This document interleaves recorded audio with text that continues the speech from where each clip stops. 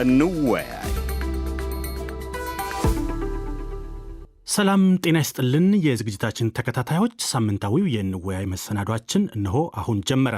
ኢትዮጵያ ሀገራዊ ምክክር ለማድረግ ጥቂት ቀናት ቀርተዋታል።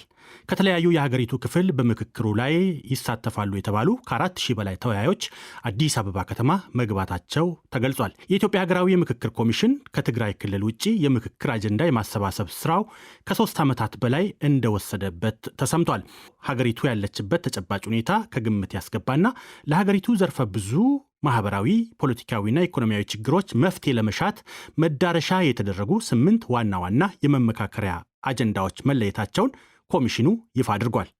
አሁን ወደ መጨረሻው ምዕራፍ የደረሰው ሀገራዊ ምክክሩ በአንድ በኩል ላለፉት አያሌ ዓመታት ስር የሰደዱ ትርክት ወለድ ግጭቶች፣ የፖለቲካ ልዩነቶች፣ ህገ መንግስታዊ ጥያቄዎች፣ የኢኮኖሚና መዋቅር ጥያቄዎችን በጠረጴዛ ዙሪያ ለመፍታት ያስችል ይሆን ተብሎ ተስፋ ተጥሎበታል።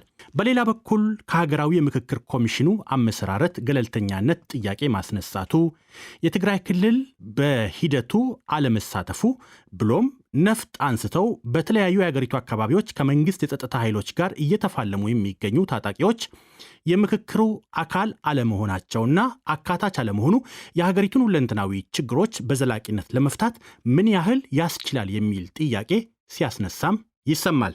በተለያዩ አካባቢዎች ያሉ ግጭቶች ባልቆሙበት፣ የጸጥታ ስጋቱ ባልቀነሰበትና ሙሉ አካታችነት ባልተረጋገጠበት በዚህ ተጨባጭ ሁኔታ ውስጥ የሚካሄደው ብሔራዊ ምክክር ምን ያህል ውጤታማ ሊሆን ይችላል? የኢትዮጵያ ሀገራዊ ምክክር የመጨረሻው ምዕራፍ ከተስፋው ባሻገር በሚል ርዕስ የተሰናዳው የዕለቱ የእንወያይ ዝግጅታችን 4 እንግዶችን ጋብዟል። ዶክተር ዮናስ አዳዬ ከኢትዮጵያ ሀገራዊ ምክክር ኮሚሽን፣ ዶክተር ተመስገን ቶማስ የሰላምና ደህንነት ጉዳዮች መምህርና ተመራማሪ፣ ዶክተር ፍጹም አቻሜለህ የህግ ምሁር፣ እርሳቸው ከአሜሪካ ነው የሚሳተፉልን፣ መምህር ሰለሞን እሸቱ ከማህበረሰቡ ለውይይቱ የጋበዝናቸው እንግዳችን ናቸው። እንግዶቻችን ሁላችሁም ጥሪያችን አክብራችሁ በውይይታችን ላይ ስለተገኛችሁልን ከልብ አመሰግናለሁ። እንኳን ደህና መጣችሁ። መልካም፣ በቀጥታ ወደ ውይይታችን እወስዳችኋለሁ። ከሀገራዊ ምክክር ኮሚሽን ከዶክተር ዮናስ ነው ጥያቄን መጀመር የምፈልገው። ዶክተር ዮናስ እንግዲህ የምክክር ሂደቱ የደረሰበት ምዕራፍ ለኮሚሽኑ ምን ያህል ጠቃሚ ነው የሚል ጥያቄ ይነሳል። በተለይ ደግሞ ዋና ዋና ተቃዋሚ የፖለቲካ ፓርቲዎች አሁንም ኃይለኛ ተቃውሞ እያሰሙ ነው በዚህ ሂደት ላይ። ይህንን ምዕራፍ ስኬታማ ማድረግ የሚችል ተቀባይነት ወይም ደግሞ ተአማኒነትስ አግኝተናል ብላችሁ ታስባላችሁ ወይስ? እንደው ከዚህን ጀምር እስቲ። በጣም አመሰግናለሁ እድሉ። በመንደርደሪያ ላይ ያልካቸው ፖይንቶች በጣም መስተካከል ያለባቸው አሉ። አሁን ለጠየቀውም ጥያቄ መልስ እሰጣለሁ። ትግራይ ክልል ውጭ የተባለው ከትግራይ ክልል የመጡ 700 የሚሆኑ ወገኖቻችን እዚህ ስካይላይት አጀንዳዎቻቸውን ሰጥተዋል።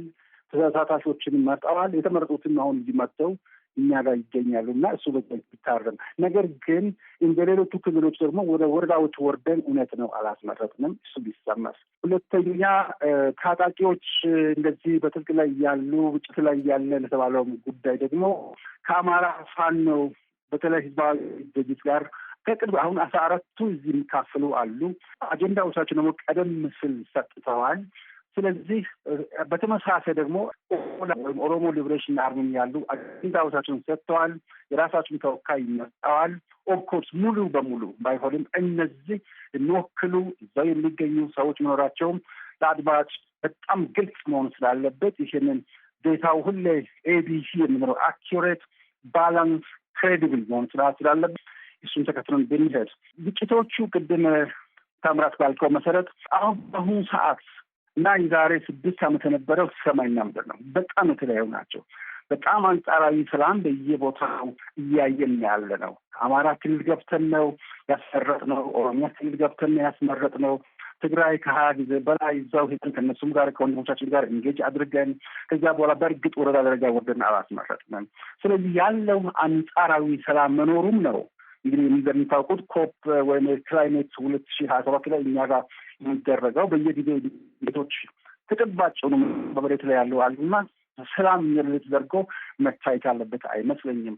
መጨረሻ አንጻራዊ ሰላም ስላለኝ አንጻራዊ ሰላም ምሉ ሰላም ለማድረግ የተሟላ ሰላም ለማድረግ ምክክር አዋጭ መንገድ ነው። ይሄ በየትኛውም ሪሰርች የተረጋገጠ የትኛውም ግጭት መጨረሻው መቋጫው ስምምነት፣ ሰላም፣ መነጋገር፣ ዳያሎግ ስለሆነ በዚያው መሰረት ባለችን ሰላም እሱን ያጠናክርን ሄደን የቀሩ ወገኖቻችን ነው ያልተሳተፉም ፖለቲካ ፓርቲዎች ቅድም የተባሉት አብዛኛውም የተባለው በፍጹም ስህተት ነው። በእውነት ይህን ማረም አለብኝ። እንደ ኢትዮጵያዊም እንደ ሰላምና ደህንነት ተመራማሪ ቼክ አድርጉና የተመረኩበት ካስተማርኩበት ማየት ይቻላል። ባጭሩ ከ50 በላይ የሚሆኑ ፓርቲዎች ከኛ አብረው እየሰሩ ይገኛሉ እና ባጭሩ የፖለቲካ ፓርቲዎች ነው 2 ወይም 3 ከመጀመሪያም ጀምሮ ያልተሳተፉ ነበሩ። እውነት ነው ይሄም ምክንያቱም ህዝባትን ክሮስ ቼክ ስለሚያደርግ ለማን እንደምናገርም ስለማቅ ባጭሩ እስካሁን ድረስ እንግዲህ እንደው እሷ ነው ዶክተር ዮናስ ቀሩ ያሉትን ዶክተር ዮናስ እሷኑ ቀሩ ያሉትን ምክንያቱም ተሟልተው ገብቷል ልንል እስካልቻልን ድረስ የቀሩትን ታሳቢ ያድርጉና በዛ ላይ ተመስርተው ቢመልሱልኝ። ለእነሱም ልክ እንዳልከው ለምሳሌ በጣም እስካሁን ድረስ ያልተሳተፉ ከወግ ደብዳቤ ጽፈን ነበር።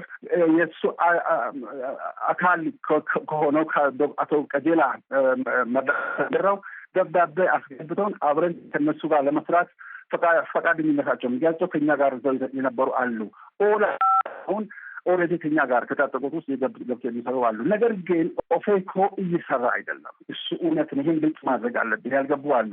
አሁንም ሁልጊዜም ከፕሮፌሰር ጋር እየተገናኘን እየተነጋገርን የሚመጡበትን መንገድ እየፈለግን ዛሬም ጥሪ እያደረግን ያለ ነው። በአጭሩ በጣም ግልጽ መደረግ ያለበት ለአድማጭ ተመልካች ግልጽ መሆን ያለበት ደቡብ አፍሪካ 3 ፖለቲካ ፓርቲዎች በእንግሊዝና በህንድ የሚታገዙ ፓርቲዎች አልተፉም። ነገር ግን ሀገራዊ ምክክሩ በቀሩት ፓርቲዎችና በነበረው በሲቪል ማህበራት በሰፊው ህዝብ ተሳካ። አሁንም እኛ ወንድሞቻችን እነሱ ያደረግነው የእነሱ አለመሳተፍ ሪሊ በእውነት ይህ አለመጠቀም እኛን ያሳዝናል። ቢሳተፉ ደግሞ የበለጠ አማረ በሆነ ነበር። ምርጫውም ላይ አይተናቸዋል የት እንዳሉ። ባጭሩ ይመስላል ይሄ ነገታ። መልካም አመሰግናለሁ ዶክተር ዮናስ። ዶክተር ተመስገን አሁን የሀገራዊ ምክክር ጉዳይ አሁን በደረሰበት ምዕራፍ እንግዲህ የምክክር ኮሚሽኑ ተወካይ ዶክተር ዮናስ ያነሱትን ሀሳብ ሰምተዋል። ምዕራፉ በደረሰበት ደረጃ ላይ እርስዎ እንዴት ነው የሚመለከቱት? አመሰግናለሁ። ኮሚሽኑ እስካሁን ድረስ በ4 ዓመት ሂደት ውስጥ በርካታ ስራ አከናውኗል። በጣም አካታች በሆነ መልኩ አጀንዳ ማሰባሰብ ተችሏል። አሁን ወደ ማጠቃለያና የመጨረሻው ምዕራፍ ላይ ነው የሚገኘው። በእኔ በኩል እስካሁን ድረስ ኮሚሽኑ ያከናወናቸው ስራዎች እውነትም ኮሚሽኑ በአዋጅ የተቋቋመበትን በኢትዮጵያ በህዝቦች መካከል ወይም እንደ ሀገር ያልተግባባንባቸው መሰረታዊ የሚባሉ ያልተግባባንባቸው ወይም እስከዛሬ ኢትዮጵያን ያቆሰሉ፣ ሰላሟን፣ ደህንነቷን ያሳጡ፣ የፖለቲካ አለመረጋጋት እንዳይኖር ያደረጉ መንስኤዎችን፣ ምክንያቶችን ለመለየት የሚያስችል ዘላቂ መፍትሄም ለማምጣት የሚያስችል በሂደቱም ደግሞ ኮሚሽኑም የራሱን ቅቡልነት የሚያስገኝ ተአማንነትን የሚያተርፍ ስራ ሰርቷል። ከዚህም የተነሳ ኢትዮጵያውያን ከኮሚሽኑ ከማጠቃለያው ምዕራፍ አንዳች ነገር ተስፋ እንዲያደርግ ችግሩ ይፈታል፣ አንድ አዲስ ነገር በኢትዮጵያ ፖለቲካ ምህዳር ውስጥ አዲስ የፖለቲካ የታሪክ አድማስ ሊመጣ ይችላል የሚል እምነት እንድጥል አድርጓል የሚል ሀሳብ ነው ያለኝ እኔ። መልካም አመሰግናለሁ። ዶክተር ፍጹም አሉ? አለው ዶክተር ፍጹም እርስዎ ውጭ ነው ያሉት። የኢትዮጵያን ተጨባጭ ወቅታዊ ሁኔታ ከርቀትም ቢሆን በቅርበት ይከታተላሉ ብዬ ተስፋ አድርጋለሁ። አሁን ሀገራዊ ምክክር ጉዳይ አሁን በደረሰበት ምዕራፍ በተለይ እነዛን 8 ዋና ዋና ፒላሮች መርጦ በሀገር አቀፍ ደረጃ ደግሞ ተወያዮችን ሰብስቦ በደረሰበት ደረጃ ላይ እርስዎ እንዴት ነው የሚመለከቱት? እንግዲህ ኮሚሽን የሚቋቋመው መንግስት በራሱ መፍታት የሚችላቸው ነገሮች ሲያቅተው ነው። በራሱ ችግሩ መፍታት ሲያቅተው ነው እና እነዚህን ኮሚሽነሮች አቋቋመ። እንደዚህ አይነት ኮሚሽነሮች ከዚህ በፊትም በኃይለ ሥላሴም በመንግስቱ ኃይለማርያም ጊዜ ተቋቁመዋል። የመንግስታቱን ውድቀት ግን አላዳኑም። መጨረሻ ላይ ነው የሚያቋቁሟቸው እና እነዚህ ቅን ሰዎች ናቸው። አሁን ዶክተር ዮናስንም ሰማው፣ ዶክተር መስፍን አርአያንም እንዲሁ በግል ማቃቸዋለሁ። የተናገሩትን እየሰሩ ያሉትንም ነገር ሰማው። ጥረታቸውን አደንቃለሁ በእውነት። ግን ዛሬ የነዚህ የኮሚሽነሮች ትልቁ ችግራቸው ምንድን ነው? ራሱ ይሄን ኮሚሽን እንዲቋቋም ያደረገው መንግስት ነው፣ የዶክተር አብይ አህመድ መንግስት ነው። እነሱ በዚህ በኩል ሌት ተቀን እንደሚለፉ ይገባኛል። ግን ጠቅላዩ ግን እነዚህን ሰዎች የሚሰሩትን ስራ እያጠለሸው ነው ብዬ ነው የማስበው። ምክንያቱም በየቀኑ አሁንም ቢሆን ሰዎች በድሮን ይገደላሉ። በየቀኑ ከአማጺ ኃይሎች ጋር የሚያደርገው ጦርነት አማጺ ኃይሎችን አጠቃለሁ ብሎ ንጹሐንን እየገደለ ነው፣ እየሞተ ነው። የኑሮ ውድነቱ የትና የት ሄዷል ማለት ነው እና ከዚህ አንጻር በዛ ላይ ደግሞ አሁን ትናንትናም በፓርላማ ከዛ በፊትም ገደልናቸው፣ ጨፈጨፍናቸው፣ ባንዳዎች ናቸው፣ ተላላኪዎች ናቸው እያለ እነዚህ ሰዎች ቅን ሰዎች ብዬ የማስባቸው ሰዎች ወደ ጠረጴዛ ሊያመጣቸው የሚችሏቸውን ሰዎች እያሸሸ ነው። መንግስቱ ኃይለማርያምም ይሄን ነበር የሚያደርገው ማለት ነው እና ከዚህ አንጻር ይሄ ኮሚሽን የስራው ሌላው እንኳን ቢቀር ማለት ነው የጠቅላዩ ሪቶሪክ እና በየቀኑ የሚያደርገው የጭፍጨፋ ስራቸውን ከባድ ያደርገዋል እና በኋላም ደግሞ ታማኝነታቸውን ያሳጣል ብዬ ነው የማስበው። ታማኝነታቸውን የሚያሳጣው ለምሳሌ ዶክተር ዮናስ ያሉት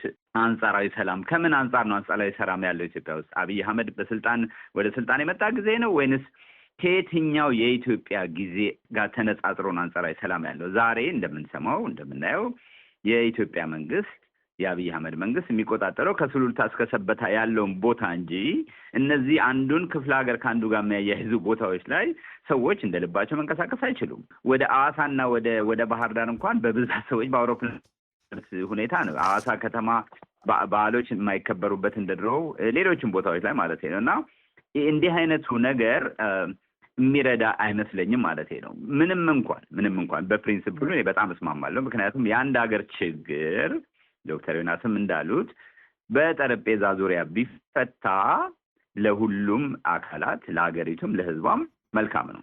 ይሄንን ማንም የሚክድ አይደለም ማለት ነው። ዋናው ግን እነማን ናቸው፣ እንዴት አድርገው ነው የሚሰሩት የሚለው ነው እንጂ ይሄ ባህላችን ስለሌለም ነው ማለት ስለሌለ ነው እዚህ የደረስነው እስከዛሬ ድረስ ባለፉት 50 ዓመታት በተለይ እና የፖለቲካ ባህላችን ኋላ ቀርነት ለዚህ ሁሉ ችግር ምክንያት ሆኖናል። የእነዚህንም ሰዎች ስራ አስቸጋሪ የሚያደርገው አንደኛ የመንግስት ሆደ ሰፊነት አለመኖር፣ መንግስት ነገሩን ሶልቭ ለማድረግ አስቀድሞ ባለመጣሩ መጨረሻ ላይ ጭንቅ ሲደርስበት ኮሚሽን ያቋቁማል። ግን ያንን ቀደም ብሎ መንግስት ገና ጥያቄው ሲነሳ ኑ እንወያይ። አሁን ለምሳሌ የአማራ ክልልም ይሆን የኦሮሚያ ክልል ጦርነት ብሎም ደግሞ የትግራይ የተደረገው ጦርነት እኮ በጠረጴዛ ዙሪያ መፍታት ነገሩ እዚህ ሳይደርስ እነዛ ሰዎች አናግሩን እንነጋገር።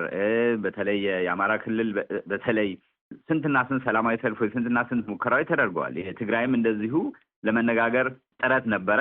እንደመስለኝ የኦሮሞ ክልልም ያለው እንቅስቃሴ መንግስትን እባክህ እንዲያታርግ የሚልና ያንን መንግስት አጡዞ መጨረሻ ላይ በቃ ብዙ ደም ከተፋሰሰ በኋላ እነዛም ሰዎች ደግሞ በተቃዋሚ ደረጃ ያሉ ሰዎች ደግሞ አሁንማ እየገፋ ነው ጥቂት ነው የቀረው ብለው አስበው እዛ ደረጃ እስኪደርሱ መንግስት ይጠብቅና ኮሚሽን ያቋቁማል። እንደዛ አይነት ኮሚሽን ማለት ነው። አሁን በነዛኞቹም በተቃዋሚዎችም ኃይል በኩል እኮ ያለው ነገ ለምንጥለው መንግስት ለምንድን ነው የምንደራደረው የሚል እሳቤም አላቸው ማለት ነው። ስለዚህ መንግስት እስከ መጨረሻው በቃ በትዕቢትና በንቀት በጉራ መጨረሻ ድረስ ይደርሳል። ከዛ በፊት ሶልቭ ሊያደርገው የሚችለውን ነገር ማለት ነው እና ይሄ የፖለቲካ ባህል መቀረፍ አለበት እና እነዚህ ሰዎች ስራ አስቸጋሪ ነው ብዬ ነው የማስበው ማለት ነው። መልካም አመሰግናለሁ ዶክተር ፍጹም። መምህር ሰለሞን አሉ ይሰማዎታል? መልካም እንግዲህ ሲነሱ የነበሩትን ሀሳቦች ሰምተዋል። እንግዲህ እዚህ ሀገራዊ ምክክር ባልሳሳት ከ3 ዓመት በላይ የወሰደ ጊዜ ነው የወሰደው። ከመመስረቱ አጀንዳ ከማሰባሰቡ በጣም ሰፊ ስራዎችን ሲሰራ እንደነበረ ነው እኔም እንደ አንድ ጋዜጠኛ የምረዳው። እርስዎ እንግዲህ በማህበረሰብ ውስጥ እንደሚኖር ሰው ምክክሩ እንደው ለህዝቡ የዕለት ተዕለት የሰላም የኑሮ ዋስትናና ብሎም ደግሞ አዲስ ተስፋ ከመፍጠር አንጻር ተስፋ የሚጣልበት ነው ወይስ ጥርጣሬ ያጭራል የሚል ሀሳብ መነሳቱ አይቀርምና እንደው ለእርሶ ምንድን ነው የሚታዩት? አመሰግናለሁ። ለመናገር ስለጋበዛችሁኝ እጅግ አመሰግናለሁ። ሀሳቤን ስሰጥ በሚከተሉት 2 መነሻ አድርጌ ነው። አንደኛ እንደ አንድ ሀገር ዜጋ እንደ አንድ ኢትዮጵያዊ ሀሳቤን መግለጽ ስለምፈልግ ነው። ሁለተኛ ደግሞ እናንድ የፖለቲካል ሳይንስና ዓለም አቀፍ ግንኙነት ተመራማሪ መምህር ስለሚመለከተኝም ጭምር ነው። እውነቱን መናገር ስላለብኝ ያለውን ነገር እናገራለሁ። ሀሳቤን በሁለት መንገድ ከፍዬ እናገራለሁ። አንደኛው ካለው ተስፋ አኳያ ምን ይመስላል የሚለውን ስናይ ጥረቶቹን አይቻለሁ። እውነት ለመናገር የምክክር ኮሚሽኑ የሄደበትን ርቀት ባለፉት 3 ዓመታት ኦልሞስት 4 ዓመት በላይ ኦልሬዲ እንደዛ እየሆነ ነው። በዚህ ቆይታው በተለይም በእያንዳንዱ የኢትዮጵያ ክፍል ለማዳረስ ሀሳቦችን ለማካተት ሀሳቦችን ለመልቀም የተሄደበትን ርቀት እኔ በደንብ አደንቃለሁ። አካታች ለማድረግም በተለይም አርብቶ አደሩን አካባቢ አካል ጉዳተኞችን፣ የተገለሉ የተባሉ ማህበረሰብ ለማዳረስ ጥረት ለማድረግ ተሞክሯል። የሃይማኖት አባቶችን በተለያየ ሁኔታ የተለያዩ ሰልሞኒዎቹን ተደርገዋል። ብዙ መድረኮች ተመቻችተዋል፣ አይቻለሁ። እነዛ መድረኮች እውነት ለመናገር ሂደታቸው ደስ ይል ነበረ። የሆነ በአእምሮ ውስጥ በአንድ ጀንበር አዲስ ነገር የሚፈጥሩ ይመስሉ ነበረ። ብዙ ነገሮችን አይቻለሁ። እነዛ ሁሉ አጀንዳዎች ተሰብስበው ግን አሁን ወደ 8 ወርደው 4000 የሚጠጉ የሚበልጡ አካባቢ ተወካዮች ተመርጠው አሁን ቀጣይ በ8 ማለት ነው ቀጠሮ ተይዟል። ሁላችንም እያየነው ያለው ነገር አለ። ሂደቱ የነበረው መልካም ጎን ሲታይ ተነሳሽነት ነበራቸው። በተለይ ኮሚሽኑን ወክሏቸው በኮሚሽነር ደረጃ ሲንቀሳቀሱ የነበረ ስሜታቸው ሰዎችን የሚያዩበት መነጽር እዚህ ጋር ተካተው ሲንቀሳቀሱ የነበሩ ሰዎች እኔ እንደው አንድ ቃል ብጠቀም ደስ ይለኛል። የሆነ የመላካዊ አይነት ስሜት ነበራቸው። ኢንክሉሲቭ ለመሆን የሚያደርጉበት ጥረት እይታቸው ሰፊ እንደነበር አይቻለሁ። የሆነ ተስፋም የሚነበብባቸው እንደሆነም አይቻለሁ እና ከዚህ አኳያ መጨረሻው ምን ይሆናል ብዬ ሳስብ ምናልባት የኢትዮጵያ ሕዝብ በነገራችን ላይ እንትን አይፈልግም። የኢትዮጵያ ሕዝብ እንደሚታወቀው ባህላችን፣ ማንነታችን ይሄ ከስተምስ የምንለው ይሄ ይዘነው የመጣነው ልምድ፣ መከባበር፣ በፈረስ የሚሄድ ሰው እግረኛን ላለማቋረጡ ቁሞ የሚያሳልፍ ከፈረስ ወርዶ ጤና ይስጥልኝ ብሎ የሚያዝ ማህበረሰብ ያላት ናት። የትም በሁሉም ከመሀል ኢትዮጵያ በአራቱም አቅጣጫ ብንሄድ እነዚህ ነገሮች መልካም ናቸው። እነዚህ ባህል ያሉት ማህበረሰብ ነው። ስለዚህ ይህ ማህበረሰብ የሆነ ነገር ሲመጣ ወደኋላ ልመልሳችሁና ዶክተር አብይ ወደ ስልጣን በመጡበት ሰዓት በተለያዩ የሚነሱ የነበሩ ጥያቄዎችን ምላሽ ይሰጣል ተብሎ ስለነበረ ስቱዲዮም ወዶ ሲንከባለ በደስታ ሲያለቅስ፣ በደስታ ቦርቅ፣ በደስታ መልዕክቱን ሲያስተላልፍ የነበረ ማህበረሰብ፣ ቀናይ የሆነ ማህበረሰብ ነው። ስለዚህ ምናልባት አሁን የሚደረገው ምናልባት የመጨረሻውን ሳናይ እንዲህ ነው ብዬ ጄጅ ለማድረግ ስለሚቸግረኝ የመጨረሻውን ምናልባት ይዞ የሚመጣውን ነገር ባላቅም፣ ግን ጥሩ ነገር ቢመጣ ያ አሁን ያሉበት በህግ በአግባብ በትክክለኛ በኢትዮጵያዊነት የሚሸጥ ነገር ቢደረግ ምናልባትም ትክክለኛ ይሆናል ብዬ አስባለሁ። ግን እንደ ስጋት ሁለተኛ ላነሳ የምፈልገው ስጋቴን ነው። አንደኛ ቅድም እነ ክቡር ዶክተር ፍጹምም ሲያነሱ ነበር፣ ስጋቶች አሉ። እውነት ለመናገር ኢትዮጵያ ውስጥ ታርቀው የሚታገሉ አሉ። ኢቭን የምክክር ኮሚሽኑ አማራ ክልል እንኳን በመቼ ነው ያደረገው? አጀንዳ የሰበሰበው የት ላይ ነው? እውን በእያንዳንዱ ወረዳ በደንብ ወርዷል ወይ? ተወካይ እየተላከ አይደለም ወይ? ተወካይ መንገድ ላይ እየተሳደደ አልነበረም ወይ? ኦኬ፣ በተለያየ ማሊያ ቀይሮ አይደለም ወይ እየተንቀሳቀሰ የነበረው? ተወካይ ነው ለመወያየት ወየወረዳው ሲመለመል የነበረው። በየወረዳው ሲንቀሳቀስ ወደ ክልል ከተማ ወይም ወደ ዞን ወረዳ ለመወያየት ሲሄድና ሲመለስ የነበረው ሰቆቃ እንዴት ነበረ? ያ እነዛ ሰዎችስ እውነተኛ የህዝብን ፍላጎት ለማድረስ ነው ወይ የሄዱት? አበል ከማወራረድ ውጭ የተሻለ ነገርስ ነበራቸው ወይ የሚል እኔ ጥርጣሬ አለኝ። ያልተካተቱ ማህበረሰቦች አሉ። ቢመጡስ ጥበቃ ያደርግ ነበር ወይ የምክክር ኮሚሽኑ?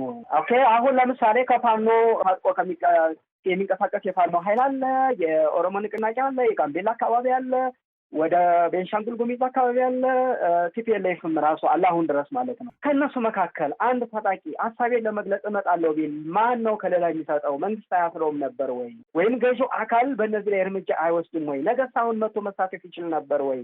መሀል አዲስ አበባ እኔ እውነቱን ነው የምናገረው፣ ጃልመሮ መጥቶ መወያየት ይችል ነበር ወይ? ምናልባትም እነዘመነ ምናምን የሚባሉ ምሬ የሚባሉ መጥተው ይወያዩ ነበር ወይ? እሁን በነጻነት የሚንቀሳቀሱ ነበር ወይ? አገራችን ኢትዮጵያ ያለችበት ፓርላማ ላይ አስተያየት የሚሰጡ ሰዎች የሚታሰሩባት አይደለችም ወይ? እኔ አሁን እንደ ዜጋ ነው የምናገረው ስሜቴን። መልካም፣ በጣም ሰፊ ሀሳቦችን ያነሱልኝ መምህር ሰለሞን አመሰግናለሁ። ዶክተር ዮናስ ወደ እርስዎ ልመለስ ነው። እንግዲህ አሁን መምህር ሰለሞን ያነሱት ሀሳብ አለ። ከእርሳቸው በፊትም የነበሩ ተወያዮቻችን ያነሷቸው ሀሳቦች አሉ። ውይይት የሚደረግባቸው ርዕሰ ጉዳዮች ተመርጠዋል። ቅድምም በመግቢያ ላይም እንዳነሳ ነው። አሁን መምህር ሰለሞን እንዳነሱት ከዚህ ቀደም በሂደቱ ላይ ለመሳተፍ ፈቃደኛ ያልሆኑ እርሶም ቅድም ያነሱት የቀሩ የተባሉ ኃይሎች በውይይቱ ለመሳተፍ ፈቃደኝነት ወይም ደግሞ ተነሳሽነት ቢኖራቸው ሊሳተፉ የሚችሉበት እድሉ እንደምንድን ነው የሚመቻቸው? ልታካትቱ የምትችሉበት ስርዓት ፈጥራችኋል ወይ ነው ወይስ በሩ ተዘግቷል? በጣም አመሰግናለሁ ታምራት። ቅድም ዶክተር ፍጹም አሁን መጨረሻም ወንድም ሰለሞን ያነሷቸውን ፖይንቶች በእውነት ሁሉንም በጣም አደንቃቸዋለሁ፣ አከብራቸዋለሁ። ታምራት የዛሬ 3 ዓመት 2015 እንደዚህ ከውጭ ያለ አንድ ሚዲያ ኢንተርቪው አድርጎኝ 2015 ነው እንደዚህ ሐምሌ ወር ነው መቼ ነው የምታካሂዱት ውይይቱን ተብዬ ስጠየቅ ምናልባት 2016 እናካሂድ ይሆናል ብዬ ሲመልስ እንዴ ኢትዮጵያ እኮ እስከ 2016 አትቆይም፣ እስከዛ አታደርስም፣ ኢትዮጵያ እኮ ፈርሳለች የለችም ሊሰሙኝ ይችላለሁ በዚህ ሰዓት ምናልባት ይሄን የሚተላለፈውን። ይህ እንግዲህ መዋሸት ለእኛ ፕሮፌሽን ስለማይፈቀድ ውጭ ስንሆን ዴታዎቻችን በፍጹም የተለያዩ ናቸው። ቅድም ወንድሜ ዶክተር ፍጹም የተናገረውን በጣም የሚጋራው ኋላ ቀር የሆነ የፖለቲካ ባህላችን ያሉትን በጣም እስማማለሁ። እውነት ነው። በመግደል ነው የሚያምነው። የጀግንነት ዴፊኒሽኑ ራሱ ከመግደል ጋር የተያያዘ ነው። አሸናፊ ሁሉን የሚወስድበት እንጂ ሁሉም አሸናፊዎች የሚሆኑበት የፖለቲካ መድረክ አልተፈጠረም። ስለዚህ ይህንን እንደው ለመፍጠር መወያየቱ ነው የሚሻለው ወይስ መዋጋቱ? ወንድሜ ደግሞ ሰለሞን ያነሳቸው ሾዎች አሉ። በእውነት በአሁኑ ሰዓት ከፋኖ ጋር ከነበሩት ህዝባዊ አድረጅቶች እኛ ጋር እኮ ነው ያለው። አሁን እዚህ እኛ ጋር የቆዩ የሚሳተፉ አሉ። ኦር አጀንዳቸውን መስጠታቸውን ለዶቼቬለም ግልጽ አድርገናል። የኦላ ወይም ኦሮሞ ሊብሬሽን አርሚ አጀንዳዎቻቸውን ሰጥተዋል፣ ተወካዮቻቸውን መርጠዋል። እነሱም እዚህ ገብተው እየተነጋገሩ ነው ያሉት። ቅድም የተነሱ ሰዎች ወንድሞቻችን ከመጡ ምን ጊዜም ክፍት ነው። ይሄንን እንደ ግለሰብ ሳይሆን እንደ ኮሚሽንም ያለን አቋም ነው። ለአድማጭም ግልጽ እንዲሆን የኢትዮጵያ ብሔራዊ ምርጫ ቦርድ እነዚህ ከህግ ውጪ ናቸው ተብሎ 6 ፓርቲዎችን አድሏቸው ነበር። አታስገቧቸው ተብለው ለእኛም ደብዳቤ ተጻፈ። እኛማ ጫካ ያሉ ወንድሞቻችንም እዚህ ገብተው እንዲናገሩ እንፈልጋለን ብለን አስገባናቸው። ማንም የከለከለ የገጣን ሰው የለም። እንደገና ደግሞ ህወሓት ከምርጫ ተሰርዟል ተብሎ የለም። እኛ በተቻለ ፈቃደኛ ከሆኑ ይግቡ ብለን 20 ጊዜ እነሱ ጋር የተመላለስነው አካታች ለመሆን ነው። በጣም በሚያስደስትና በሚያኮራ ሁኔታ ብዙዎቹ ጥሪያችን ሰምተው በአሁኑ ሰዓት ከኦላም ከፋኖም በምክክር ውስጥ የተካተቱ አሉ። ትልቁ ነገር ደግሞ ለሁላችን በጣም ግልጽ እንደሆን ያ አሳፋሪ ፖለቲካ ባህል ወንድም ቅድም በትክክል ያስቀመጠውን ማስቀረት የምንችለው እንደውም ምክክሩን ስንጀምር አይደለም አንዱ ጋር ካልጀመርን ለዘላለም እሱን ወደኋላ እንደገና እየኮነን እንኖር ወይስ ሪሊ ወደ ሰላሙ መጥተን የምንችለውን እናድርግ። ኮንፊሽየስ የምንለው ሁሌ ጨለማውን ከምንረግም የምንችለውን መብራት ብናበራ የዘ ደግሞ ብርሃን ተምሳሌት እኛ ካልሆንም በተለይ ቅድም ከኔ ወዲያው የተናገሩት በግልጽ የተናገሩት እጅግ የሚያኮራ የሚያስደስት ነገር አሁን ለምሳሌ ካርድ የሚባል ድርጅት ያወጣውን እስቲ እዩት። በአካታችነት ከግራስ ሩትስ ወይም ከመሰረታዊ እርከን ለብል በመጀመር ሀገር በቀል እውቀትን መሰረት በማድረግ ሀገራዊ ምክክር ስታካ ስራ እየሰራ እንዳለ ገልጾታል። በዚህ ዓመት ብቻ 7 PhD ፈተኜ ነበር በጀርመን ከሚገኘው ዩኒቨርሲቲ በአንዱ ተጋብዤም እዛ ከሀገራዊ ምክክር ስለተያዘ ስራ ስለተሰራ እዛም ሳይ ድደኛ ጠንካራ ጎል የተባለው አካታችነቱ ላይ በተለይ ግራስ ሩትስ ሌቭል፣ ደካማነታችን ደግሞ በሚዲያዎች ላይ ሚዲያ አጠቃቀማችን ላይ ችግር እንዳለ እና ስለዚህ እነዚህ ደካማ ጎኖችን ደግሞ ከህብረተሰቡ ጋር እየተነጋገርን ከእናንተም ጋር እየተነጋገርን እያሻሻልን ነው የምንገኘው። በአጭሩ የጦርነት ታሪካችንን አሳፋሪ የፖለቲካ ባህላችንን እውነት አሳፋሪ ብለን ብቻ በዛው እንኖር ወይስ የአድዋ ድል አንስተን በኩራት እንደምንናገር ሁሉ እኛም ደግሞ በዚህ ባያለው ክፍለ ዘመን ሌላ አዲስ አድዋ አብረን እንስራ? ጥያቄው እሱ ነው። ስለዚህ እኛ በምንችለው ብናበረክት ቅድም ስለ መንግስት ማቋቋሙ ኮሚሽኑ ትክክል ነው። ለምሳሌ የኬንያን ያቋቋሙ መንግስት ነው። የደቡብ አፍሪካን ያቋቋሙ መንግስት ያኔ መንግስት ባቋቋመበት ጊዜ ጥቁርና ነጭ በአንዱ በሌላው መንገድ የማይሄድበት በያን በምክክር ተግባብቶ እነሆ ከነሱ ከኛ ጋር አብሮ እየሰሩ ይገኛሉ። ስለዚህ በአጭሩ ወንድሞቻችን ያሉት አብዛኛው የሚጋራውና በጋራ የምንሰራው ነው። ስለዚህ በእኛ በኩል ዛሬም ከመጡ እኛ ፈቃደኞችን እኛ ያመቻችናቸው እንዲያውም ለተምሳሌ ለሲምቦሊክ በሆነ መንገድ ወንበሮቻቸው ላይ የጻፍን OLF OFC ወይ ኦፌኮ እያልን በወንበሮቹ የእነሱ ወንበር እስካሁን ባዶ ነው የጠበቅናቸው ነው የሚል ነበር። አሁን ኦላ እየሞላው ነው ያለው። ስለዚህ ምንጊዜም ኢትዮጵያ አንድ ሀገር ነች ያለችን። ስለዚህ በመካከሉ መቆራቆስ ሊሆን ይችላል፣ አለመግባባት ሊሆን ይችላል።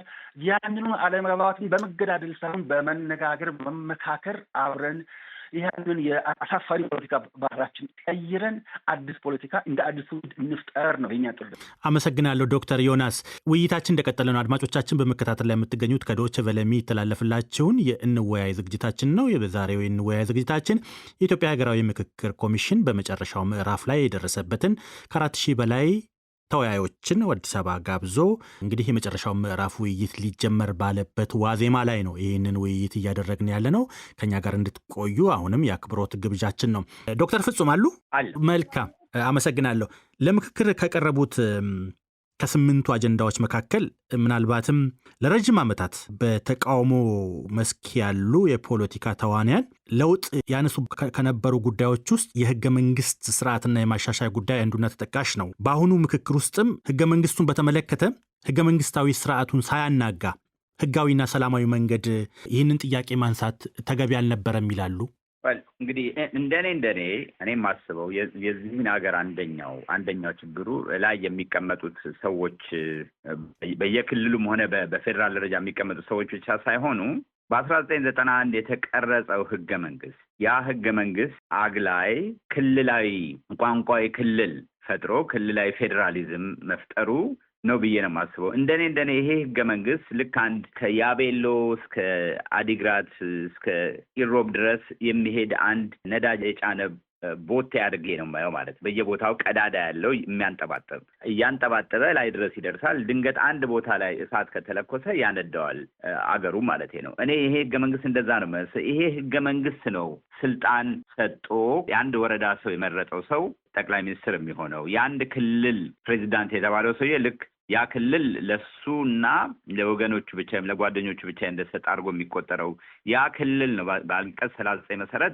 መገንጠል እችላለሁ፣ እንደፈለግኩት ማስተዳደር እችላለሁ ብሎ እንዲያብጥ እንዲተብት የሚያደርገው ማለት ነው። እና የዚህ አገር አንደኛው 1-2-3 ችግሮቹ እንግዲህ አንደኛው ህገ መንግስት፣ ሁለተኛ ህገ መንግስት ሊያስፈጽሙ የተቀመጡ ሰዎች እና ቅድም እንዳልነው ኋላ ቀር የፖለቲካ ባህሉና በታሪካዊ ነገሮች ላይ አለመስማማት። ከሌ ጨቋኝ ነበረ፣ ስለዚህ አሁን እኔ መጨቆን አለብኝ፣ የተሰበሩኝ ቦታ ሰብሬያቸዋለሁ ምናምን የሚል ትልቅ እነዚህ ነገሮች ናቸው እንግዲህ ይሄን ህገ መንግስትም የፈጠሩት እና የሀገሪቱም ችግር አድርጌ የማየው ማለት ነው። እና ይሄ ህገ መንግስት እንደገና መታረም እንደገና መጻፍ አለበት። በተለይ this is an opportunity ይሄ ትልቅ እድል ነው ብዬ ነው የማስበው። እና ይሄ ህገ መንግስት ካልተሻሻለ ካልተለወጠ ሌላ ተጫዋቾች ነው እንጂ የምናመጣው። በዚህ ከቀጠልን እንደገና የባሰ ችግር ውስጥ ነው የምንመጣው። እና ይሄ ኮሚሽን ይሄን ህገ መንግስት በድፍረት ማለት እውነቱን ቅድም እንዳልኩት ታሪካዊ ኃላፊነት ነው ያለበት። ትልቅ ታሪካዊ ኃላፊነት ነው ያለባቸው። ቅድም አድዋን እንፍጠር ምናምን፣ አዎ ትልቅ ኃላፊነት ነው ያለባቸው። እና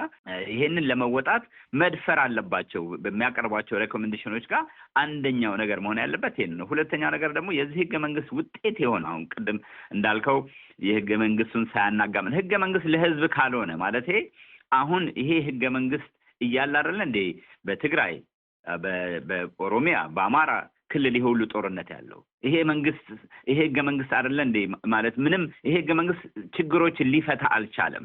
ስለዚህ ልክ ህገ መንግስቱ እንዳይፈርስ እንዳይናጋ በሚል አይነት ህገ መንግስቱ እንደ ችግር ካላየ ነው ሶሉሽን ካላመጣልን ችግር ነው ማለት ነው። ስለዚህ ይሄን የህገ መንግስታዊ ስርዓት ተለውጦ ሌላ አይነት ስርዓት የሚፈጠርበትን መንገድ ይሄ ኮሚሽን ደፍሮ መናገር አለበት። ቅድም ያልከው አጀንዳ ውስጥ እንኳን ከሌለ የኢትዮጵያን ችግር ስለሆነ ኢትዮጵያን ተሰባስበው ይሄ መንግስት ባለፈው ወር ነው ምናምን የተካሄደው ምርጫ ከጎን እንትን ብለን ማለት ነው ለሀገር ችግር ከሆነ ሶልቭ ለማድረግ ከሆነ የምናስበው ከዚህ ህገ መንግስት ውጪ ማሰብ አለብን ማለት ሁሉንም የሚያሰባስብ ጊዜያዊ መንግስትን ጭምር ሁሉ ሬኮመንድ ማድረግ አለበት ብዬ ነው የማስበው። የሀገሩን ችግር ለመፍታት አንደኛው መሆን ያለበት ይሄ ነው ብዬ ነው። መልካም አመሰግናለሁ ዶክተር ፍጹም።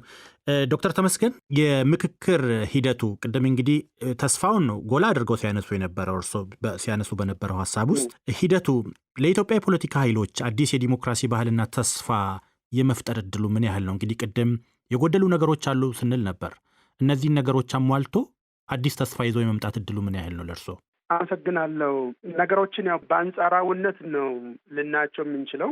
ኢትዮጵያ ረዥም የፖለቲካ ምህዳር ውስጥ ሁሌም ሁለት ኃይል ጎልቶ ይታያል ብዬ አስባለሁ። በዋናነት ግን ዶሚነንትሊ የኃይል የፖለቲካ አስተላለፍ የኃይል የፖለቲካ ባህል ኢትዮጵያ ፖለቲካ ውስጥ ጎልቶ ይታያል። ያው በመጣንበትም ረዥም የፖለቲካ ታሪክ ውስጥ በአብዛኛው የመጣንበት የፖለቲካ ምህዳሩ ስልጣን የሚያዘው ወይ የመንግስት ለውጥ የሚደረገው አብዮታዊ በሆነና የኃይል አማራጭ መሰረት ያደረገ ሂደት ውስጥ ነው እስከዛሬ የመጣ ነው። ነገር ግን ይህንን የፖለቲካ ትራጀክተሪውን ምናልባት ሊቀይር የሚችል አዲስ ተስፋ ወይም አዲስ የፖለቲካ ባህል እንዲፈጠር የሚያደርግ ኃይል አለው ብዬ አስባለሁ። አሁን እየመጣንበት የሀገራዊ ምክክር ሂደት ማለት ነው። በዚህ ሂደት ውስጥ እውነት ነው ቅድም ስንሳ የነበረው ሁሉም የፖለቲካ ተዋናይ ሁሉም የፖለቲካ ኃይል ቢሳተፍ ደስ ይለናል። ነገር ግን ደግሞ ያንን እየጠበቅን እስከ መቼ ነው ልንቆይ የምንችለው? ያስ መቼ ነው ሊሆን የሚችለው ብለን ካሰብን የተሻለ ጊዜ ዛሬ ነው ብለን ካላሰብን የተሻለ ነገ ነው፣ የተሻለ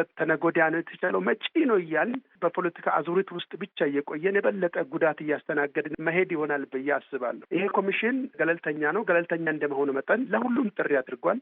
ሁሉንም ባካተተ መልኩ አጀንዳ የመለየትና ምክክር የማድረግ ጥረት ተደርጓል። ነገር ግን ደግሞ ከቀደመው የፖለቲካ ባህል ከቀደመው የፖለቲካ አስተሳሰብ ደግሞ ያልተላቀቀ አለ ማለት በጠረጴዛ ዙሪያ ላይ መጥቶ ሀሳብ አቅርቦ ተከራክሮ ተማምኖ መስተካከል መቀየር አለበትን ሁሉም ደግሞ በዚህ ለውጥ ሂደት ውስጥ ሆኖ እንዲሄድ ለማድረግ የሁሉም በጎ ፈቃደኝነትን ይፈልጋል ማለት ነው እና ነገር ግን ደግሞ አብዛኛው ብዙ ጊዜ ይሄ ባህር ውስጥ እንቁራሪቶች ይጮኻሉ፣ ነገር ግን ደግሞ ለክብራቸው ዝም ያሉ ሌሎች እንደ አሳ ነባሪ አይነትም አለ ይባላል አይደል? ይሄ አባባል አለ። ህዝቡን ብዙ ጊዜ እንረሳዋለን። ይሄ ላርጅ ማሱን ፓብሊኩን ግን ብዙ ጊዜ ኢግኖር እናደርጋለን። መሳሪያ የሚተኩሰውን ብቻ ነው እኛ እንደ አግዝፈን የምናየው ማለት። ግን አብዛኛው ህዝብ ደግሞ አብዛኛው ፓብሊኩ ማህበረሰቡ የሚፈልገው ምንድን ነው የሚል ያ ኢንተረስትም እኮ ኢኳሊ መታት ያለበት እኮ ነው። ሰላም እንፈልጋለን።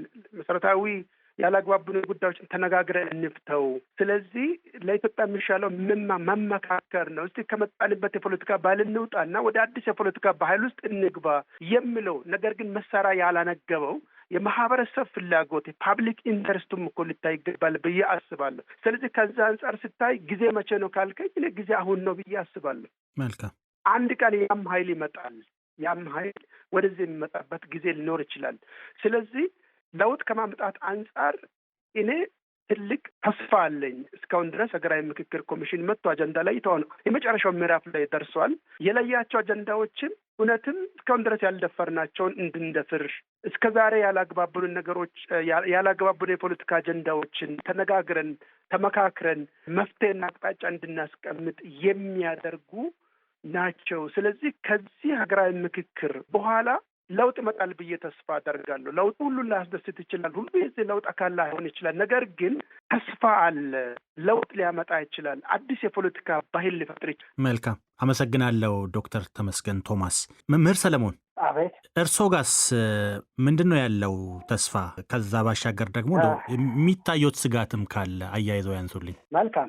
እስኪ አንዱ ጥያቄ እንደው ለዚህ ተወያይ እንደ ጥያቄ ላንሳ። መጀመሪያ አሁን ሀገራችን ኢትዮጵያ እንደሚታወቀው 7ኛው ጠቅላላ ምርጫ አድርጋ አሸናፊ ፓርቲዋን ለይታ አሸናፊው ፓርቲ መቀመጫ ወንበሩን አውቋል። ስለዚህ መጪው መስከረም ላይ መንግስቱን ለመመስረት እንቅስቃሴ በማድረግ ላይ እንደሆነ ይታወቃል ማለት ነው። ታዲያ የዚህ የምክክር ኮሚሽን ውሳኔዎችን እውን ይቀበላል ወይ? እንዴት ከተባለ እንደሚከተለው ላንሳ። የመጀመሪያው ሀገራዊ ግንባታ ነው። ሀገራዊ ግንባታ ላይ ስናነሳ ብዙ ነገር ልናይ ነው። ኢትዮጵያ ስርዓቷ ምን ይሆን? ምንድን ነው ያጣላን? የሀሰት ትርክቶች ምንድን ናቸው? ባለፉት 100 ዓመታት የተፈጠሩ ታሪክ እንትኖች ምንድን ናቸው? በተለያየ ቦታ ላይ አጦሌ ላይ ጡት እነከሌ ቆረጡሉ ተብሎ የተተከለለት ማህበረሰብ የሆነ ቦታ እነከሌ እንዲህ ናቸው፣ ነፍጠኛ እነከሌ ናቸው፣ እነከሌ ደግሞ እንዲህ ናቸው፣ ደግሞ እነከሌ እንዲህ አይነት ስራ ይሄን ያክል ጊዜ እንዲያደርገዋል የተባለ ማህበረሰብ እንዴት ነው በብሔር ተቋቁሞ የነበረ ብሔር እየነገሰ በተረኝነት የሚመስል ይሄ የአፍሪካ ባህል ነው። በነገራችን ላይ የኢትዮጵያ ብቻም አይደለም። የኢትዮጵያ ደግሞ ትንሽ ስለበዛ ካልሆነ በስተቀር በኃይል የሚያምን ተረኝነት የሚፈትነው መንግስት እየተመሰረተ ባለበት በዚህ ሁኔታ እውነት ይህ ነገር ይሁን ይሆናል ወይ የሚል እኔ ስጋት አለኝ፣ እንደ ስጋት ማለት ነው። ምክንያቱም ለምሳሌ የሽግግር መንግስት ይህን ሀገራዊ ግንባታውን የመንግስት ስርዓቱን መዋቅሩን ለማስተካከል የከተማ አስተዳደሮችን የተለያዩ የከተማ አስተዳደሮችን ለመወሰን ኦኬ፣ ምናልባትም አጠቃላይ የሰብአዊ መብትና ሌሎችን የተነሱ ነገሮች አሉ። በተለይም የሰላም ግንባታን ለማምጣት ሰላም ካለ ነው ሁሉም ነገር፣ ሰላም ካለ ሁሉ ነገር ይኖራል። ዶክተር ዮናስ ያውቁታል። ሰላም ከሌለ ምንም ሊደረግ አይቻልም፣ ምንም ማድረግ አይቻልም፣ ወጥቶ መግባትም አይቻልም። እየሆነ ያለውም ይሄ ስለሆነ ውስጣዊ ሰላማችን አሁን እየፈተነን ስለሆነ፣ ስለዚህ ገዢ አንድ መንግስት ሌላ ገዢ ባለበት እንደገና የምክክር ኮሚሽን ስራውን እየሰራ ይሆናል ወይ? ነገ የሽግግር መንግስት ይዋቀር ቢባል እውን ገዢው ፓርቲ ወይም ደግሞ የተከበሩ ዶክተር አብይ የሚመሩት መንግስት አሁንም አሸንፏል። ፓርቲም እንደ ፓርቲ ነገ መንግስት ሆኖ ይቀጥላል። እውን ብሎ ይሄን ይቀበላል ወይ? አንድ ይሄ ነገር መደረግ የነበረበት እስከሆነ ከምርጫ ወይስ ምርጫ መራዘም አልነበረበትም ወይንስ ምርጫ ከተደረገ በኋላ መምጣቱ ለእኔ ትንሽ ተግዳሮቱ ይበዛል የሚል አለኝ። ከዛ ባለፈ ግን እውነት ለመናገር ዶክተር ዮናስንም እሳቸው አያውቁኝም፣ እኔ በተለያዩ መድረኮች አውቃቸዋለሁ። ሌሎቹንም እውነት ለመናገር የምክክር ኮሚሽኑ ኮሚሽነሮችም ስራ አስፈጻሚዎችም እዛ ሲንቀሳቀሱ የነበሩት እውነት ለመናገር የሀገር ፍቅርን ከየት ጠጥተው የመጡ ናቸው የሚል ተስፋ የሚያጭሩ እምነት የሚጣልባቸው የሆነ ከፊታቸው ነገን ኢትዮጵያን ስለው የሚንቀሳቀሱ ብዙ አካላት ያሉበት እንደሆነ አውቃለሁኝም እምነትም አለኝ።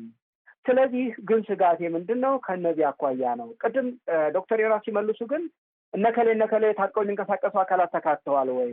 ይህን ለዶክተር ዮናስ እውን ነው ወይ? እውነት እኔ ከሆነ ደስተኛ ነኝ። እውነት ለመናገር እኔ የምፈልገው እንዳንድ ዜጋ ኃላፊ ነኝ፣ ሰው ነኝ፣ አልፋለሁ። የማያልፍ ስራ ተሰርቶ ማየት ግን እሻለሁ። እንደ ኃላፊ ሰው ወደድንም ጠላንም ደግሞ እንደ ኃላፊ ሰው የምክክር ኮሚሽኑ የተመለመሉትን 4,000 በላይ ተወካዮችም ምን ደፍረው መውጣት አለበት የሚለውን ሬኮሜንዴሽን መስጠት እፈልጋለሁ። መልካም መምህር ሰለሞን እሸቱ በጣም አመሰግናለሁ።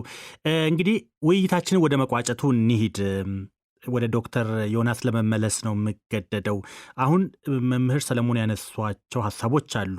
ምክክሩ ስኬታማ ሆኖ ኢትዮጵያን ከተደቀነባት አደጋ ለመታደግ አሁን ካለው ተጨባጭ ሁኔታ አንጻር መወሰድ ያለባቸውን እርምጃዎች እስከምን ድረስ መውሰድ ትችላላችሁ በሚለው እንቋጭ። ወንድም ታምራት፣ ወንድም ሰለሞንን፣ ዶክተር ተመስገንና ዶክተር ፍጹምን በእውነት ከልብ የማመሰግናችሁ። በነገራችን ላይ ዶቼ ቬለ ይሄ ለመጀመሪያ ጊዜ አይደለም፣ ሁለተኛ ሶስተኛ ማለት ከዛ በጣም ብዙ ጊዜ ነው የቀረቡኝ ጊዜ ስለምታደርጉት ነገር። ይሄ ራሱ ንግግር ባህል ለዚህ መዳበሩ ራሱ ለኢትዮጵያ አንድ ግብአት ነው፣ ትልቅ ነገር ነው እና ክብር ምስጋና ይገባቸዋል። ከምስጋና ወደ መልሶቹ ወደ ሙከራዎቹ ሀገራዊ ምክክር በአዋጅ የተሰጠው ስልጣንና ኃላፊነት ምን ያህል ነው? በ33ቱ አንቀጾች ውስጥ ያሉት ምንድን ናቸው? እስከ 35 እስከ መቅደስ ድረስ ምንድን ናቸው? እነዚህም የተናገሩት ጊዜ አላጠፋም። ይልቅ ወንድሜ ሰለሞን ቅድም እጅግ አንጀት ይወጣል ልብ የሚነካ የተናገሩት አለ። የፖለቲካ አባላችን ቅድም ወንድሜ ፍጹምም ያነሳው ይህ ምክክር ሲያበቃ ማለትም ምክክር በመሰረቱ አያበቃም፣ የሚቀጥል ነው። ነገር ግን ሀገራዊ ምክክር ኮሚሽኑ ስራውን ሲያበቃ ወይም ደግሞ ህዝባችን አሁን የመጡቱ መጨረሻ ላይ የሚያስተላልፉት ውሳኔ ወደ ተግባር ሊቀይር ይችላል ወይ? መንግስት ይህን ሊቀበለው ይችላል ወይ? ምንስ ደግሞ የፖለቲካ ባህል ለውጥ ሊያመጣ ይችላል? እኛ አስቀድመን ለመተንበይ ባንች ቢያንስ እንደው የመጀመሪያው ጥያቄ ሀገር ግንባታና ሁለተኛው ከህገ መንግስት ጋር የተያያዙ በስፋት እነዚህን መተርጎም እንኳን ብንችል እኔ ለእኛ ትልቅ ስኬት ነው ብዬ አስባለሁ። በተለይ ከሶስቱ ወንድሞቼ ጋር በጣም እንስማማው። ምናልባት የጻፍኩትን በተለያዩ ኢንተርናሽናል ጆርናሎች ላይ የታተሙትን ማየት ይቻላል። አፍሪካ ውስጥ ቅድም ከሞያሌ እስከ እነዚህ በተለይ ማንነትን መሬትን ማንነት ያደረገ ህገ መንግስት የግጭቶች ሁሉ መነሻ ነው ብለው ብዙዎቹ ጽፎበታል፣ ብዙዎቹ ተነጋግረውበታል። እውነትም ደግሞ ለዘመናት በአንድነት ተጋብተው ተዋልደው ተከባብረው ይኖሩ የነበሩ ህዝባችን ቋንቋ የተለየ ነው፣ ባህል የተለየ ነው ከኛ ይህንን ችግር ሁሉ ለመቅረፍ ሪሊ የሚቻለው ከማናቸውም ዘዴዎች ይልቅ ምክክር መሆኑን ተማምኖ ህዝቡ እየተመካከረ ተስፋም እየጠበቀን ያለው በተስፋ እየጠበቀን ያለው ሰለሞን ቅድም በደንብ ያስመረው ፖይንት አለ። ለልጅ ልጆቻችን የሚጠርፍ ብቻ ሳይሆን በአፍሪካ ውስጥ በነገራችን ላይ ለሁላችን ግልጽ ነው ብዬ አስባለሁ። የመገንጠል አንቀጽ ያለው ሀገር በ21ኛው ክፍለ ዘመን ኢትዮጵያ ብቻ፣ በተለይ ደግሞ በአፍሪካ ውስጥ ኢትዮጵያ ብቻ ነች። በፖለቲካ ፓርቲዎች በማንነት የሚደራጁትም ኢትዮጵያ ውስጥ ብቻ መሆኑን እናቶች ያሳተምናቸው ያየናቸው ያረጋግጣሉ። ህዝቡ አሁን ይሄንን በሚገባ ተረድቶ ምን ማድረግ እንችላለን ብሎ እየተነጋገረን ያለው እኛ ሬኮሜንዴሽን መስጠት ሳይሆን ህዝቡ ራሱ ተመካክሮ የሚያመጣውን እኛ እናመጣለን። በተመሳሳይ መንግስትን ከክልል አስተዳደሮች ጭምር በሙሉ ጠርተናቸው በአክብሮት ሁሉም ቅድሞ እንደጠቀሰው ሰለሞን እና ዶክተር ተመስገን መንግስትን ራሱ ህዝቡ የሚያስተላልፈው ውሳኔ ትቀበላለህ ወይ? አዎ እንቀበላለን ብለው በሚዲያ በተደጋጋሚ በክቡር ጠቅላይ ሚኒስትራችን አማካይነት ተላልፏል። ታስታውሳላችሁ ታም አንድ ጊዜ በአዲስ አበባ ባደረግነው ስብሰባ እሳቸው ሽግግር መንግስት አያስፈልግም አሉ። ተቃዋሚዎች ደግሞ ያስፈልጋል አሉ። ይህንን ኢሚዲየትሊ አሻም ቴሌቪዥን ጠርተው ገና እንደወጣሁ እዛው አዳራሹ ጠየቁኝ። ጠቅላይ ሚኒስትሩ እኮ አያስፈልግም ብለዋል። ምንድነው ያንተ መልስ ስሉኝ፣ ተቃዋሚዎች ያስፈልጋል ብለዋል፣ ገዢው አያስፈልግም ብለዋል። ፈራጁ ህዝብ ነው። እኛ የዛኛውንም ይህንንም ሳይሆን የምንይዘው ያስተማረን መላው ኢትዮጵያ ህዝብ ነው። አማራው ነው፣ ኦሮሞው ነው፣ ወላይታው ነው፣ ጉራጌው ነው፣ ከምባታው ነው፣ ትግሬው ነው፣ አፋሩ፣ ሶማሌ፣ ሁሉም ኢትዮጵያ ህዝብ ባዋጣው መዋጮ ነው የተማርነው። በዚያ ነው የምናስተምረው። ስለዚህ እኛ ተጠርነታችን ለህዝብ ነው። በተመሳሳይ ለዚህ ሀገር ለሚቀጥሉ ለልጆቻችን ልጆቻችን የሁሉንም ሀሳብ አመዛዝኖ መጨረሻ ውሳኔ የሚያስተላልፈው ህዝቡ ተመርጦ የሚመጡ 4,000ዎቹ ናቸው የሚል ነበር የሰጠውኝ መልስ። ዛሬም የኔ መልስ ባለበት ነው ያለው። መንግስትም ቃል ያስገባ ነው ህዝቡ የሚያስተላልፈው ውሳኔ ሽግግር ያስፈልጋል ብሎ ህዝቡ ከወሰነ መንግስት እንደሚፈጽም። ምክንያቱም እኛ እንዳመካካሪ በገለልተኝነት የህዝብን ድምፅ ለሚመለከተው ለአስፈጻሚዎች፣ ለጋውጪዎች፣ ለህግ ተርጓሚዎች ማቅረብ ነው። ታምራት ሰላም ይብዛልን። አመሰግናለሁ። በጣም አመሰግናለሁ ዶክተር ዮናስ አዳይ ከኢትዮጵያ ሀገራዊ ምክክር ኮሚሽን። ዶክተር ፍጹም አቻሜለ መልካም። እንግዲህ ዶክተር ሀገራዊ ምክክር አሁን ወደ መጨረሻው ምዕራፍ መጥቷል እያልን ነው። ይሄ ምክክር ስኬታማ ሆኖ ኢትዮጵያን ከተደቀነባት አደጋ ለመታደግ አሁን ካለው ተጨባጭ ሁኔታ አንጻር መወሰድ ያለበት ከሁሉ በላይ አስቸኳይ እርምጃ የሚሉት እርስዎ ምንድን ነው? እንግዲህ ምንድን ነው አስቸኳይ እርምጃ? አንደኛ የመውሰድስ አቅም አለው ወይ ነው። ግን ቅድም እንዳልኩት ይሄ ኮሚሽኑ ደፍሮ መውጣት አለበት። ዶክተር ዮናስ ቀደም ብሎም እንዳለው እንደ አድዋ አይነት ነገር እንስራ ከተባለ አዎ ታሪክ መስራት አለበት። ተወደደም ተጠላም ትልቅ ታሪክ ኃላፊነት ይዞ ነው የመጣው እና በየቦታ ሄዶ አዳምጧል። ሁሉንም አዳምጧል ማለት አይቻልም።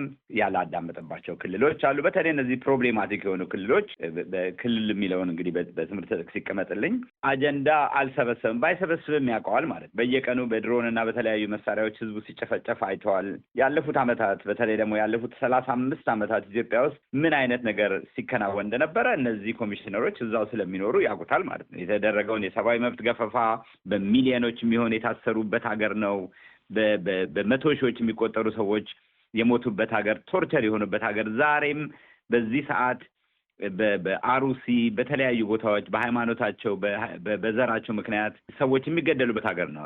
የእምነት ተቋማት የሚወድሙበት ሀገር ነው። የሚዘርፉበት ሀገር ነው። መምህር ሰለሞን እንዳለው እኔም ቀደም ብዬ እንዳልኩት ምክክር ኮሚሽን ደፍሮ መውጣት አለበት ከተባለ እንግዲህ ይሄንን አገር እንደገና ሪኮንስትራክት ለማድረግ ሁሉም አካላትን ያካተተ ለአንድም ይሁን ለሁለት ዓመት የሚቆይ ጊዜያዊ መንግስት መመስረት አለበት። ይሄን ህገ መንግስት ወደ ጎን አድርጎ ማለት ነው። እንግዲህ ይሄ ነው የምክክር ኮሚሽን አንደኛው ሬኮሜንዴሽን ብዬ የማስበው እና ከዚህ አንጻር ኢትዮጵያ በእርዳታ ሀገር ነው። ይህንን የሚደግፉ ሀያላን አገራት ይሄ ሰማንኩም በእጁ ያለውን መንግስት ለእንደዚህ አይነት ነገር ተገጽ እንዲመጣ እንዲገፉት የአውሮፓን የአሜሪካን አገራትን እርዳታ የሚሰጡ ሀገሮችን በፖለቲካም በምንም ሰፖርት የሚሰጡት ሀገሮችን እንዲደግፉት ይህን ሬኮሜንዴሽን እንዲደግፉት መግፋት አለበት ብዬ ነው የማስበው። መልካም ዶክተር ፍጹም አቻሜለ አመሰግናለሁ። መምህር ሰለሞን እርስዎ ጋርስ ምንድን ነው የሚታዩት? ምንድን ነው ከሁሉ አስቸኳይ መወሰድ አለበት የሚሉት እርምጃ ምንድን ነው ባጭሩ? አመሰግናለሁ። እኔ ቅድም እንደጠቀስኩት የማያልፍ ታሪክ እንድንሰራ እነሆ ነው። ይሄ የምክክር ኮሚሽን የተሰጠው ኃላፊነት አለ አይደለ? ባለፉት 8 ዓመታት ውስጥ ሰላም ሚኒስቴር፣ የድንበር ኮሚሽን ተብለው ተፈጥረው እንደገና ከስመዋል። የሰሩት ታሪክም የላቸውም። ስማቸው ግን አለ። አሁን ስም ብቻውን ዋጋ የለውም ተግባር ከሌለው። ስለዚህ የምክክር ኮሚሽኑ ጥረት አድርጓል። ብዙ ታታሪ ሰው ምሁራን፣ ባለሙያዎች ለፍተውበታል። ለስኬት መድረስ አለበት። እንዳሉት ዶክተር ዮናስ እንዳሉት መንግስትም በዚህ ልክ ቃል ከገባ ተወያዮችም አድዋን መድገም የሚሹ ከሆነ ልክ እንደ ህንዱ እንደ ማህተመ ጋንዲ፣ እንደ ደቡብ አፍሪካው እንደ ኔልሰን ማንዴላ ሁኑ።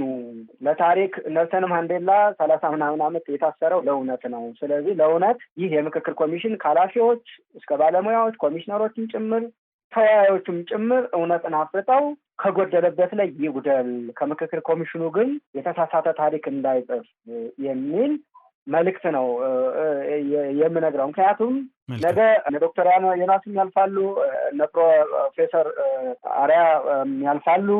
የማያልፈው ግን ስራቸው ነው እና ስራችሁ ነገ እናንተን የሚያወሳ ዘላለማዊ የሚያደርግ ይሁን። ይህን ደግሞ ለማድረግ እውነትን መስክሩ። የሰው ልጅ የሚሞተው አንዴ ነው እንጂ ሁለቴ ሶስቴ አይሞትም። ለእውነት ከሆነ ለሀገር ከሆነ ለሀገር ግንባታ ከሆነ ብዙዎች አልፈዋል። አሜሪካንም ታላቋት ያደረጓት እና አብርሃም ሊንከን መስዋዕትነት ከፍለው ነው፣ ታግለው ነው። አንድነት ሲመጣ ነው። ውይይት ማንም አይጠላም፣ ግን ይህ ውይይት መሰረታዊ ጥያቄውን ሲመልስ ነው። አለባብሶ ቢያርሱ በአረም ይመለሱ ይላል የሀገር የሰው ሲተርት። ያው እንደነ ፕሉቶና እንደነ አርስቶትል የሚጽፍለት ስለሌለ እንጂ የኛ ሀገር ማህበረሰብ በትክክል በሚገባን በአጭር ቋንቋ መግለጽ ይችላል ማለት ነው። ስለዚህ የምክክር ኮሚሽኑም ስራ እንዲህ እንዳይሆን አደራ ላለው በተለይም ለ4,000 በላይ የተመካካሪዎችና ኃላፊነቱን ወስዶ ለታተረው እየለፋም ላለው የምክክር ኮሚሽኑ አደራ ለማለት ነው። መንግስትም በዚህ ልክ ገዢው ፓርቲም ሌላውም ተፎካካሪ ፓርቲውም በጦርነት ኪሳራ ነው። በግጭት ያለው መጨረሻው የሰው ልጅ ውድ የሆነውን የሰው ልጅ ህይወት ማሳጣት ነው። ስለዚህ የሚሻለው ለውይይት መሸነፍ ነው ለማለት ነው። ክብር ይስጥልኝ። በጣም ነው የማመሰግነው መምህር ሰለሞን እሸቱ። በመጨረሻ ዶክተር ተመስገን ቶማስ ይቋጩልን። አስቸኳይ እርምጃ ምን ይሁን? እንግዲህ ዶክተር ተመስገን ቶማስን ልናገኛቸው አልቻልንም። በመጨረሻ የማጠቃለያውን ሀሳብ እንዲሰጡን ጋብዘናቸው ነበር። ስልካቸው በጣም ሲያስቸግረን ቆይቷል። እንግዲህ አድማጮቻችን ለዕለቱ ያልነውን ውይይት ወደ መቋጨቱ ደርሰናል። ዶክተር ዮናስ አዳዬ ከኢትዮጵያ ሀገራዊ ምክክር ኮሚሽን፣ ዶክተር ተመስገን ቶማስ የሰላምና ደህንነት ጉዳዮች መምህርና ተመራማሪ፣ እንዲሁም ዶክተር ፍጹም አቻሜለ የህግ ምሁር ከአሜሪካ፣ መምህር ሰለሞን እሸቱ ከሀገር ቤት፣ ሁሉንም እንግዶቻችን በአድማጮቻችን ስም ለነበረን ቆይታ እጅግ አድርገን ከልብ እናመሰግናለን። እናመሰግናለን። አብሮ ይስጥልን። ሰላም ሁኑልን። ውይይቱን በመምራት ታምራት ዲንሳ ከእናንተ ጋር ቆይታ አድርጌያለሁ። በያላችሁበት ጤና ይስጥልኝ።